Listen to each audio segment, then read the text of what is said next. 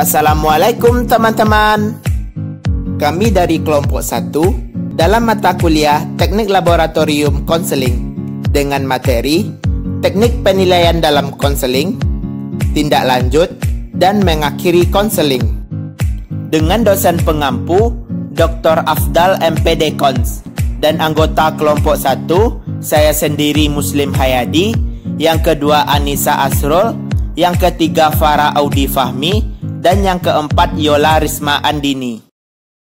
Langsung saja masuk ke pembahasan kita kali ini, yaitu materi pertama penilaian dalam konseling.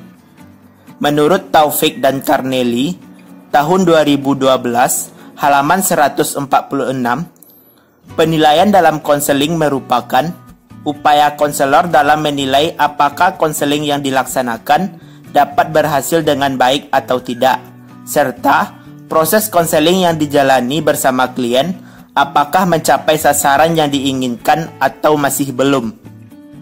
Selanjutnya terdapat dua penilaian dalam konseling. Yang pertama, menilai hasil. Menilai hasil dilakukan sesegera sesudah klien melaksanakan rencana pengubahan tingkah lakunya. Penyuluhan hendaknya membicarakan dengan klien bagaimana perasaan klien dan mengingatkan kepuasan yang diperoleh. Selanjutnya, menilai keefektifan konseling. Penilaian secara menyeluruh terhadap proses keefektifan proses konseling yang amatlah penting. Yang dinilai termasuk gaya penyuluhan dan pengaruhnya bagi klien, pemahaman tentang keterampilan dan penerapannya, serta keberhasilan usaha membantu klien memenuhi kebutuhannya. Selanjutnya, penilaian hasil kegiatan pelayanan bimbingan dan konseling yang dilakukan melalui pertama, yaitu penilaian sesegera atau LAISEK. Selanjutnya, penilaian jangka pendek atau LAIJAPEN. Selanjutnya, penilaian jangka panjang atau LAIJAPANG. Setelah saya akan menjelaskan tentang tindak lanjut.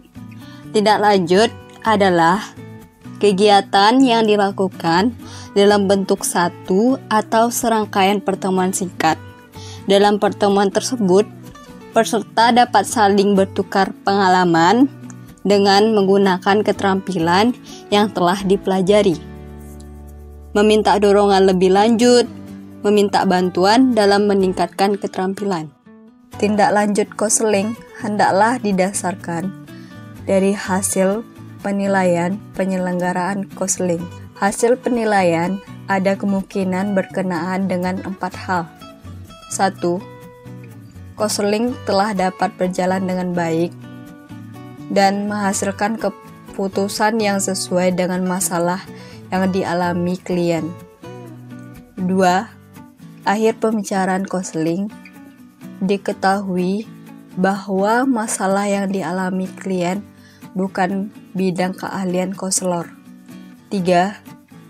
Masalah klien adalah bukan wewenang konselor seperti masalah pidana. 4. Apabila klien enggan untuk melaksanakan keputusan konseling tanpa batas waktu yang jelas.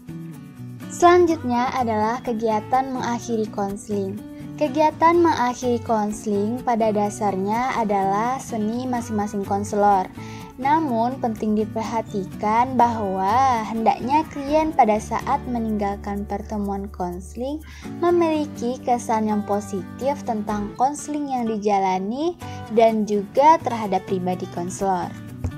Hal-hal yang dapat dilakukan konselor pada saat mengakhiri konseling sebagai berikut. Yang pertama, konselor menegaskan peranan penting klien untuk berusaha semaksimal mungkin untuk melaksanakan kegiatan yang telah disimpulkan konselor di akhir konseling. Yang kedua, konselor dapat memberikan dorongan dan semangat kepada klien dan menempatkan harapan konselor terhadap klien. Yang ketiga, konselor mendoakan agar apa yang dilakukan klien dapat berjalan dengan baik dan mendapatkan hasil yang diinginkan. Yang keempat, konselor membuka kesempatan kepada klien untuk memperoleh layanan konseling berikutnya apabila di kemudian hari klien membutuhkannya.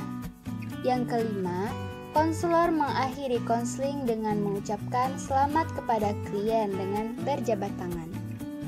Menurut Munro tahun 1983 halaman 111, konselor hendaknya selalu menyadari bahwa mengakhiri suatu hubungan konseling dengan melalui alih tangan kasus atau penghentian layanan memerlukan prosedur dan pemenuhan persyaratan tertentu. Yang pertama, alih tangan kasus. Alih tangan bertujuan agar diperolehnya pelayanan yang optimal setuntas mungkin atas masalah yang dialami klien. Pelayanan terdahulu mengantarkan klien ke ahli yang benar-benar berkemampuan dan berwenang atas pengentasan masalah. Alih tangan dilakukan dengan persetujuan klien. Yang kedua adalah pemberhentian layanan. Pemberhentian layanan pada setiap waktu, terutama bila tujuan hubungan konseling telah dicapai. Penghentian juga dapat dilakukan berdasarkan persetujuan yang telah ditetapkan pada permulaan pertemuan, setelah pembebasan sesuatu atau beberapa pokok masalah, dan beberapa kali pertemuan. Sekian materi dari kelompok kami. Terima kasih. Wassalamualaikum warahmatullahi wabarakatuh.